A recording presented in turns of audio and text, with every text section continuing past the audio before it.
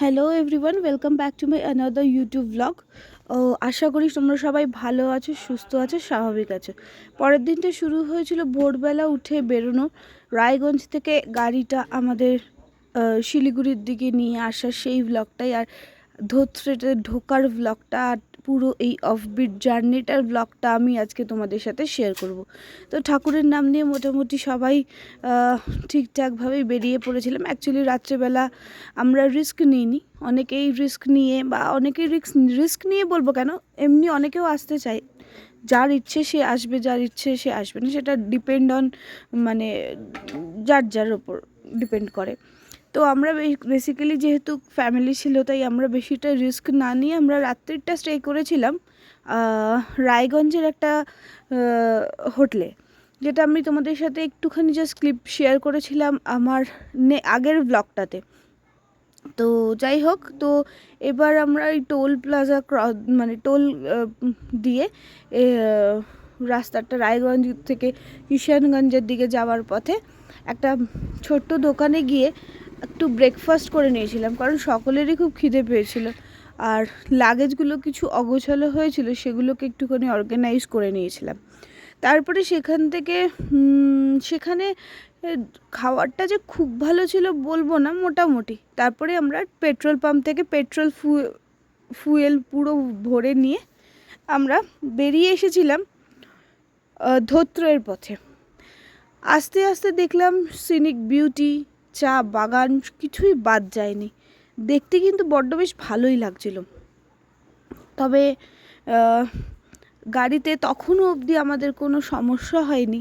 প্রত্যেকটার মানে জায়গা আমরা খুব সুন্দরভাবে ক্রস করেছি, আর এনজয় করেছি এই রাইডটা। পুরো রাস্তা খুব ভালোই ছিল। তারপরে শিলিগুড়ির দিকে যেতে যেতে হঠাৎ করে একটু বৃষ্টিও এসেছিল, সেই ভিডিওটার করা হয়নি, তখন বেশ সুন্দর লাগছিল। এই হচ্ছে সেই কিষানগঞ্জের রাস্তাটা, যখন আমাদের ট্রেন কিষানগঞ্জ দিয়ে যায় আর পাশ থেকে যখন আমরা রাস্তাটা দেখতে পাই ট্রেনের ভেতর থেকে, তখন খুব ভাবতাম কোনো একদিন যদি জীবনে সময় সুযোগ হয় তাহলে অবশ্যই এই এই ফেজটা কাটাবো। যাই হোক, সেটা সত্যি সত্যিই হয়েছে। আর আমার না তখন ওই জিনিসগুলো খুব ভালো লাগতো, যে রাস্তায় তার পাশ থেকে ট্রেন যাবে। তো যাই হোক, দেখো এখন যেটা তোমাদের সাথে শেয়ার করছি, এটা একটা টি বাগান। মানে চা বাগান। চা বাগানে চা বাগানে সৌন্দর্য তো সব সময়ের জন্যই ভালো লাগে। আর শিলিগুড়ি থেকে ওপরে যাওয়ার পথে বা কোনো অফবিট ডেস্টিনেশন বা যে কোনো মানে দার্জিলিং, কালিম্পং, কার্শিয়াং, সিকিম, সব জায়গায় তো শিলিগুড়ি হয়েই যেতে হয়। তো এই সব জায়গায় যাওয়ার জন্য এটা ছিল, এই চা বাগানগুলো দেখতে বেশ ভালো লাগে। যাই হোক, তখন আমরা যাচ্ছিলাম, তো রাস্তা তোমরা দেখতেই পাচ্ছ, যতদূর আমি চেষ্টা করেছি ফটো তোলার, মানে ক্লিপসগুলো নেওয়ার। সুন্দরই রাস্তা। এটা হচ্ছে আমাদের ওই বেস ক্যাম্পের রাস্তাটা নিয়েছিলাম। তো বেস ক্যাম্পের রাস্তাটা বেশ সুন্দরই ছিল, আর এই চারিদিকে এত গ্রিনারি, দারুণ লাগছিল দেখতে।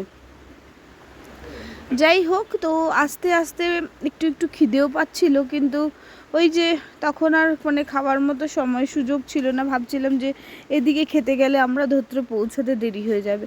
আর সত্যিই সেটাই হয়েছে। না খেয়েও, এত তাড়াহুড়ো করে এসেও পৌঁছাতে কিন্তু আমাদের বেশ দেরি হয়েছে। তবে সেই দিনকার পুরো ভিডিওগুলো তোমাদের সাথে হয়তো শেয়ার করতে পারবো না, কারণ কি না, আমরা এতটাই রাত্রিবেলা পৌঁছেছিলাম আর পুরো অফবিট ডেস্টিনেশন ছিল, তো সেভাবে ওই তখনকার ভিডিওগুলো তোলা হয়নি। তো এখন দেখতেই পাচ্ছ কি সুন্দর চা বাগানের দুপাশেই এটা ছিল। দুপাশটা তো কভার করা সম্ভব নয়, তার কারণ হচ্ছে আমার হাজব্যান্ড গাড়ি চালাচ্ছিল। তবে চেষ্টা করেছি যতটুকু আর কি নেওয়া যায়। তো তোমরাও যদি চাও যে দার্জিলিংয়ের এদিকে নিজেদের গাড়িতে আসবে, অবশ্যই আসতে পারো। সেটা কোনো সমস্যা নয়, আসতেই পারো। তবে তবে নিজেদের এই সেফটি মেজারগুলো মেনটেন করে যদি তোমরা আসতে পারো, প্রত্যেকেই আসতে পারো, কোনো অসুবিধা হবে না। আর রাস্তা রাস্তা যে খারাপ সেটাও বলবো না, রাস্তা কিন্তু আমরা ভালোই পেয়েছি, প্রত্যেকটা রাস্তাই কিন্তু খুব সুন্দর ছিল। তো যাই হোক, এখন দেখতে পাচ্ছি যে শিলিগুড়ি থেকে তখনও আমরা বেরিয়ে উপরের দিকে উঠতে পারিনি, কেন কি না তখনও আমাদের ওই তোমার তখনও টাইম লাগবে, কারণ এটা ধরে ছিল শিলিগুড়ি থেকে নিয়ার অ্যাবাউট 4-5 ঘন্টার রাস্তা। তো মোটামুটি 36 নয়তো 40 কিলোমিটার মতো হবে। তো পাহাড়ি রাস্তা উঠতেও অনেক সময় লাগে, অনেক অনেক কিছু মেনটেন করে উঠতে হয় বা অনেক কিছু মেনটেন করে চলতে হয়। রাস্তাটা দেখো, দূর থেকে মনে হচ্ছে ওই যে একটা পাহাড়, ওটা মনে হচ্ছে না, ওটা সত্যি সত্যিই পাহাড় ছিল। আর যখনই শিলিগুড়ি থেকে একটুখানি পাহাড় দেখতে পাবে না, তখনই মনটা আলাদাই এনার্জেটিক হয়ে যায়। কি তোমাদেরটাও জানিও, কিন্তু অবশ্যই জানার অপেক্ষায় রইলাম। আর এই পাহাড়ের কোলে যখন ছোট্ট ছোট্ট গ্রামগুলো থাকে, তাদের কি অদ্ভুত আচরণ, তাদের কি অদ্ভুত ব্যবহার, কি অমায়িক, কি আতিথেয়তা, এত আতিথেয়তা যেন অন্য কোথাও ঘুরতে গিয়ে সেই সুখটা পাওয়া যায় না। প্রতিটা মানুষ ভীষণ ভালো হয়, প্রত্যেকটা মানুষ। এই জন্য আমার অফবিট যে কোনো জায়গা খুব প্রিয়। আর পাহাড় মানেই তো একটা মায়া, কি তাই তো? তোমাদের কি মনে হয় অবশ্যই জানিও। পাহাড়ের মতো মায়া আর পাহাড়ের সৌন্দর্য কিন্তু একদমই অদ্ভুত আর আলাদা। দেখতে পাচ্ছ কি সুন্দর সুন্দর ব্রিজ ক্রস করছিলাম তখন, আর দুপাশেই এত সুন্দর ভিউ, আর দুপাশ থেকে। আর সব থেকে মজার ঘটনা কি জানো, এখানে প্রত্যেকটা ড্রাইভার ভীষণই ভালো। আমার হাজব্যান্ড যখন গাড়ি চালিয়ে এখানে আসে, এটা ছিল ওর ফার্স্ট টাইম পাহাড়ে গাড়ি চালানো। এর আগে পাহাড়ে গাড়ি চালাইনি ঠিক কথাই, তবে একবার হয়তো আমরা পুরুলিয়া গেছিলাম, পুরুলিয়া অযোধ্যা, ও কিন্তু নিজেই ড্রাইভ করে গেছিলো। কিন্তু পুরুলিয়ার পাহাড় আর দার্জিলিংয়ের পাহাড়ের মধ্যে তো অনেক ডিফারেন্স, তাই দুটোকে গুলিয়ে ফেলে লাভ নেই। তাই যখনই কেউ পাহাড়ে আসবে ড্রাইভ করে নিজে, শুধু এইটুক মাথায় রেখো যে ড্রাইভিং এক্সপিরিয়েন্স যেন খুব ভালো হয়। নতুন নতুন গাড়ি চালিয়ে কখনোই পাহাড়ে আসা উচিত নয়, কেন কি না অনেক রকমের অনেক জ্ঞানের দরকার হয়, যেটা আমি বুঝলাম। আমি আমার হাজব্যান্ডকে দেখলাম, ও লিটারেলি এই বিষয়টা নিয়ে পড়াশুনো করেছে। যাই হোক, দেখো কি সুন্দর লাগছে, বলেছিলাম না তোমাদের দুপাশেই ছিল চা বাগান আর তার কোলে রাস্তা। এত অপূর্ব দৃশ্য, মানে না দেখে কেউ বুঝতেই পারবে না। তো সেটা মানে এবার যেটা আসি মেন কথায়, প্রত্যেকটা যে যারা যারা মানে এই যাদের যাদের আমাদের মতো একটা ড্রিম ছিল যে গাড়ি নিয়ে আসব, ইভেন বয়স্কদেরও তোমরা নিজেদের গাড়িতে নিয়ে আসবে, কিন্তু সব বয়স্করাও আসতে পারেন, তবে কোনো অফবিট ডেস্টিনেশনের থেকে আমি মনে করব একটু একটু মানে জমজমাট জায়গায় থাকা বয়স্কদের নিয়ে ঠিকঠাক মানে সারভাইভ করতে পারবে। কিন্তু যখনই একটু কম বয়স্কদের জন্য অফবিট ঠিক আছে, বাট আমরা যে ধোত্রেতে ছিলাম, ধোত্রেতে কিন্তু প্রচণ্ডই অফবিট। যাই হোক, দেখো মাঝখানে আবার কি একটা ভুল করে ঢুকে গেছে। তো তোমরা আমাকে জানিও আমার এই ব্লগগুলো কেমন হচ্ছে, আর এই ব্লগগুলো যদি ভালো লাগে একটু করে প্লিজ শেয়ার করে দিও না, তাতে আমি আরেকটু এনার্জেটিক হব, বা আমি আরেকটু ভালো, আমারও একটু ভালো লাগবে। এর ফলে আমি তোমাদের আরও নতুন নতুন ডেস্টিনেশন এর খোঁজ দিতে পারবো। তারপরে আমরা চলে গেছিলাম আস্তে আস্তে ওখান থেকে। এই যে কোলে দেখছো না পাহাড়ের এই বেন্ডগুলো, এই প্রত্যেকটা বেন্ড হচ্ছে ব্লাইন্ড টার্ন হয়। এই ব্লাইন্ড টার্নের জন্য কি হয়, তোমার যদি ভালো হাত না হয় গাড়ি চালানোর, যে কোনো সময় অ্যাক্সিডেন্ট হতে পারে। হ্যাঁ, তবে যেটা বলতে বলতে থেমে গেলাম সেটা হচ্ছে ওই এখানকার ড্রাইভারদের কথা। ওরা তো বুঝতেই পারে যখন মানে অপোজিট থেকে কেউ আসছে, বা তুমি নতুন হাত কিনা, মানে অপোজিট থেকে যে আসছে তার, কারণ ওরা না ভীষণ অ্যাডজাস্টেড হয়। ওরা কখনোই, আমি এটা অনেকবার অনেক জায়গাতেও বলেছি, অনেক জায়গাতেও দেখেছি, ওরা কখনোই এটা হয় না যে তুমি কেন আগে চলে আসলে, আমি তোমাকে যেতে দেবো না, তুমি পেছাও। মানে বেশিরভাগ সময় আমাদের কলকাতার দিকে ড্রাইভারদের দেখেছি তারা একটু অ্যাগ্রেসিভ হয়ে যায় বা খুব রেগে যায়, কিন্তু এরা এতটাই পোলাইট যে আমাদের সাথে প্রচণ্ড কোঅপারেশন করছে। দেখো কি সুন্দর বাঁকগুলো, তার মাঝখানে এই টি গার্ডেনগুলো, এই দেখো কি সুন্দর, দেখলে অ্যাডজাস্ট করে সরে গেল। ভীষণ ভালো হয় এরা।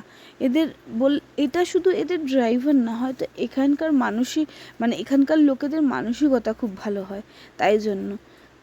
তো যাই হোক, এবার আমরা তখন উঠছিলাম মিরিক হয়ে। তো মিরিক হয়ে উঠছিলাম, কিন্তু মিরিকে যাইনি, কারণ এর আগেও অনেকবার মিরিকে গেছি।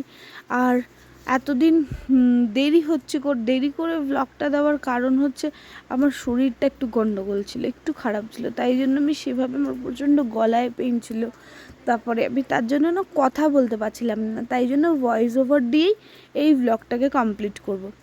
এই ব্লগটাকে না, এই এপিসোডে যে কটা ব্লগ আসবে তোমাদের কাছে সেগুলো কমপ্লিট করব।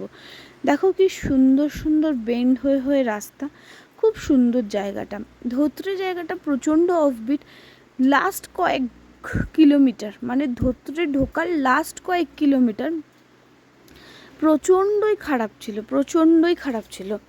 মানে প্রচণ্ড খারাপ বলতে খাদ বলবো না, রাস্তার মাঝখানে এমন গর্ত ছিল, সেখানে যদি তুমি একটু কশিয়াসলি গাড়ি ড্রাইভ না করতে পারো, তখন সেক্ষেত্রে একটু গাড়ির জন্য প্রবলেম। তো সেই জন্য গাড়িটা যখন চালাতে হবে খুব কশিয়াসলি ড্রাইভ করতে হবে। আর ড্রিঙ্ক অ্যান্ড ড্রাইভ তো একদমই উচিত না। তখন আমার মনে হয়েছিল আমি একটু রুফটা ওপেন করে দাঁড়িয়ে ওই ভিডিওটা নিই। তো এটা সেই তখনকার ভিডিও, তোমাদের সাথে শেয়ার করছি।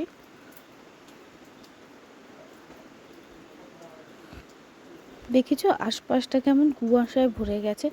অ্যাকচুয়ালি এই বর্ষার সময় পাহাড়ের এক একটা সময় এক এক রকমের সৌন্দর্য। বর্ষার সময় একরকম সৌন্দর্য, শীতকালেও একরকম সৌন্দর্য, গরমেও একরকম সৌন্দর্য। তবে মানে শীতের দেশে বা দার্জিলিংয়ের এই পাহাড়ের তো পার্টিকুলার মানে শীতকাল আর গরমকাল বলে হয় না। তবে আমার মনে হয় এপ্রিল থেকে আপ টু অক্টোবর নভেম্বর অবধি পাহাড়টাকে স্কিপ করাই ভালো।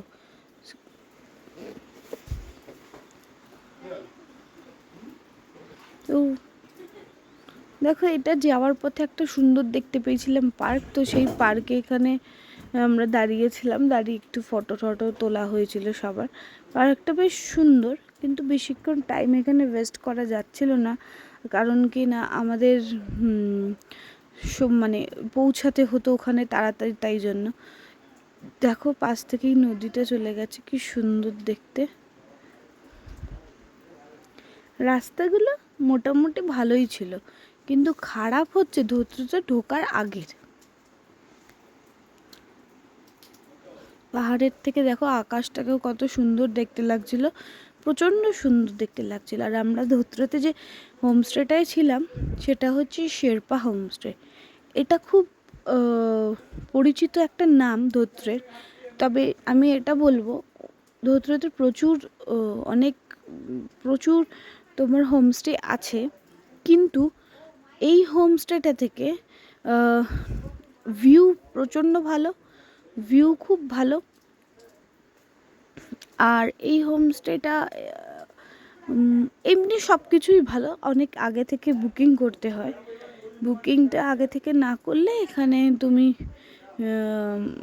পাওয়াটা খুব টাফ।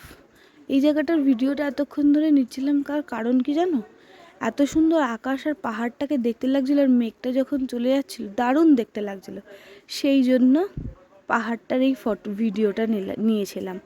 তবে আবারও বলছি, ব্লগের ক্ষেত্রে ইউটিউব ব্লগ বা যেই ব্লগই বলো, ব্লগের ক্ষেত্রে আমি তো প্রো নই, নতুন শিখেছি আর নতুন তোমাদের সাথে পরিচয় করেছি। তো তোমরা কিন্তু অবশ্যই জানিও তোমাদের কেমন লাগছে। দেখছো তো কীরকম বৃষ্টি পড়ছে, তার মধ্যে দিকে পাইন ফরেস্ট, এত অপূর্ব লাগছে, এত সুন্দর লাগছে যে তোমাদের বলে বোঝাতে পারবো না, প্রচণ্ড সুন্দর লাগছে। এই রুফ ওপেন করে তখন আমরা দেখছিলাম। আচ্ছা, ধোত্রে যাওয়ার দুটো রাস্তা আছে, একটা তুমি কার্শিয়াং হয়ে আসতে পারো, আর একটা মিরিক হয়ে আসতে পারো। তো আমি বলবো মিরিক হয়ে রাস্তাটা একটু বেশি ভালো, কার্শিয়াং হয়ে হয়তো লিটল বিট এদিক ওদিক হতে পারে। রাস্তার ডিটেলস খুব ভালো করে বলতে পারবো না, কারণ সেরকম তো আমার এক্সপিরিয়েন্স নেই। তো যাই হোক, যতটা পারছি ততটুকু তোমাদের হেল্প করছি। মেইনলি আমি তোমাদের সাথে শেয়ার করছি আমার এই রোড ট্রিপের রাস্তা, পরিবেশ দুপাশের, আর প্রিকশন কী কী নিতে হবে সেটা, আর হোমস্টের রুমগুলো, আর হোমস্টের ট্যারিফগুলো। তো যাই হোক, এইখান থেকে আস্তে আস্তে দেখো তোমাদের আমি দেখাচ্ছি কি সুন্দর লাগছিল পাইন গাছের মাঝখান দিয়ে রাস্তাটা তো বুঝতেই পারছো যে রাস্তাটা মোটামুটি খারাপ নয়, রাস্তা কিন্তু ভালোই ছিল, ভালোই পেয়েছিলাম, রাস্তাতে কোনো সমস্যা আমাদের বিশেষ হয়নি। এবার আসি রুমের। ধোত্রে পৌঁছাতে আমাদের একটু দেরি হয়ে গেছিলো। দেরি মানে মোটামুটি আমাদের সন্ধে 6:30 বেজে গেছিলো। আরেকটা মেন ব্যাপার হচ্ছে নেটওয়ার্ক কিন্তু ভীষণ খারাপ, ভীষণ খারাপ। নেটওয়ার্ক একদম কাজ করে না, নেটওয়ার্ক একদম কোনো, না জিও না এয়ারটেল না ভোডাফোন, কোনো নেটওয়ার্ক ঠিকভাবে কাজ করে না, স্পেশালি ধোত্রেতে। দেখো সামনে কীরকম কুয়াশা, এই কুয়াশার মধ্যে দিয়ে যখন তোমাকে যেতে হবে, সামনে কিন্তু কিছু দেখা যাচ্ছিল না, তাই জন্য খুব ধীরে ধীরে গাড়ি চালাতে হবে। কোনো তাড়াহুড়ো কিন্তু পাহাড়ি রাস্তায় করা যাবে না। তো ধীরে ধীরে না চালালে অপোজিট থেকে কে আসছে তুমি কিন্তু বুঝতে পারবে না। আর এটা নিয়ে আমি বললাম না, আমার হাজব্যান্ড রীতিমতো পড়াশুনো করেছে, পড়াশুনো না করলে আমরা এত সেফলি পৌঁছাতে পারতাম না কেউ। আর প্রচণ্ড ধীরে সুস্থে চালাতে হবে। তো বুঝতেই পারছো যে আমরা পৌঁছতে আমাদের কিন্তু সন্ধে হয়ে গেছিলো। প্রথম দিন সন্ধে হয়ে যাওয়াতে আমি আর তখন ধোত্রে পুরো ভিডিও কমপ্লিট করতে পারিনি।